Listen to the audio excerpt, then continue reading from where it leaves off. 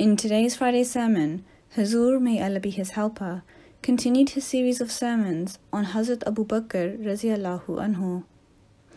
Towards the end, Hazur, may Allah be his helper, asked for prayers for the current condition of the world.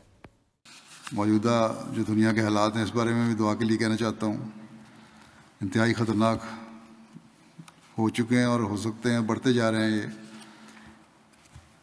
صرف ایک ملک نہیں بلکہ بہت سے ممالک اس میں شامل ہو جائیں گے اگر یہ اسی طرح بڑھتا رہا, اور پھر اس کا اثر نسلوں تک رہے گا اس کی خوفناک انجام کا.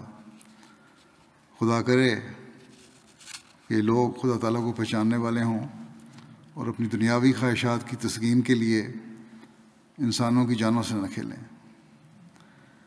بہرحال ہم تو دعا کر سکتے ہیں اور کرتے ہیں, سمجھا سکتے ہیں اور سمجھاتے ہیں, اور ایک عرصے سے ہم یہ کام کر رہے ہیں.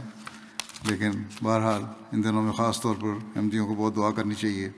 اللہ تعالیٰ جنگ کی جو حالات ہیں, خوفناک حالات اور تباہ کاریاں جو ہیں, جو ان کا تصور بھی انسان نہیں کر سکتا, ایسی تباہ کاریاں ہو سکتی ہیں, اللہ تعالیٰ ان سے انسانیت کو بچا کے رکھے.